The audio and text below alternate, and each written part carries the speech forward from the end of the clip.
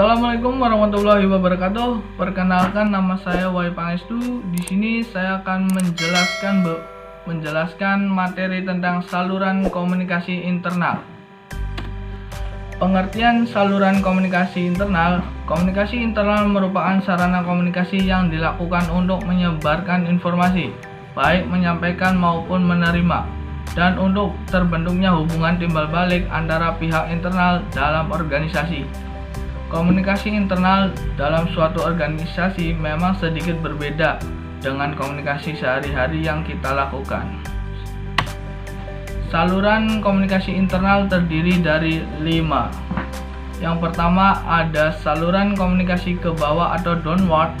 Yang kedua, saluran komunikasi ke atas atau upward. Yang ketiga, saluran komunikasi horizontal. Yang keempat, saluran komunikasi diagonal. Yang kelima, saluran komunikasi informal. Selanjutnya, yang pertama ada saluran komunikasi ke bawah atau downward. Saluran komunikasi ke bawah atau downward yaitu dari atas ke bawahan untuk memotivasi atau meningkatkan efisien para pegawai, misalnya jaminan kesehatan, asuransi, dan promosi. Menguraikan bahwa pemimpin menggunakan saluran ke bawah untuk mengirimkan pesan kepada para pegawai pada tingkat yang lebih rendah dalam organisasinya. Pemimpin atau kepala sekolah menggunakan saluran komunikasi ke bawah ini untuk mengirim pesan. Pada dasarnya, saluran komunikasi ke bawah dapat berupa tulisan atau lisan. Contohnya, komunikasi tertulis adalah memorandum, manual, majalah, surat kabar, buletin, dan penyebaran informasi. Contoh komunikasi lisan adalah media pengarahan, verbal atau lisan, percakapan, konferensi, dan kontak telepon. Secara lebih rinci, aliran komunikasi ke bawah ini dapat berbentuk rantai perintah atau chain of command, pelakat dan papan pengumum, majalah ilmiah, surat kepada karyawan, buku petunjuk bagi karyawan, kotak informasi, sistem pengeras suara, secari kertas tanda terima gaji, laporan tahunan. Selanjutnya yang kedua ada saluran komunikasi ke atas atau upward. Saluran komunikasi ke atas atau upward yaitu komunikasi dari bawah ke atasan yang biasanya dilakukan secara periodik.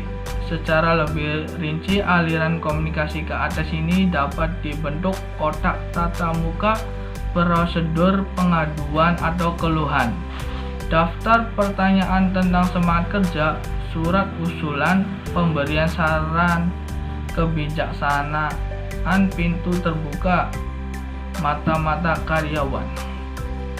Yang ketiga ada saluran komunikasi horizontal. Saluran komunikasi horizontal yaitu komunikasi antara pegawai, misalnya tukar-menukar ide, kerjasama dalam proyek-proyek penting, mempersiapkan pertemuan. Manajer menggunakan saluran horizontal ketika terjadi komunikasi antar bagian dalam organisasinya. Saluran horizontal dapat terjadi melalui tipe komunikasi secara formal maupun informal. Saluran secara horizontal ini biasanya terjadi ketika pemimpin berkomunikasi dalam rangka aktivitas pengordinasi, penyebaran informasi, maupun dalam pemecahan suatu masalah. Pada dasarnya, komunikasi horizontal mencakup seluruh penyampaian informasi yang mengalir secara lateral dalam suatu organisasi. Saluran atau transmisi ini dapat dikelompokkan berdasarkan terjadinya di antara para karyawan dalam kelompok kerja yang sama, antara kelompok-kelompok yang mempunyai kedudukan atau status sederajat, atau antar departemen. Yang keempat ada saluran komunikasi diagonal. Saluran komunikasi diagonal yaitu komunikasi yang mencakup seluruh saluran atau transmisi informasi yang memotong silang rantai pemerintah organisasi. Komunikasi diagonal paling sering berbentuk interaksi antara para pemimpin lini dan para anggota staf atau unit-unit pelayan. Yang terakhir ada saluran komunikasi informal. Saluran komunikasi informal yaitu suatu saluran komunikasi melalui saluran informal yang berasal dari individu atau kelompok-kelompok informal. Salah satu sumber informasi yang diperoleh melalui saluran informasi ini adalah adanya seletingan informasi atau isu-isu yang sedang berkembang. Sekian yang saya bisa sampaikan, kurang lebihnya mohon maaf. Wassalamualaikum warahmatullahi wabarakatuh.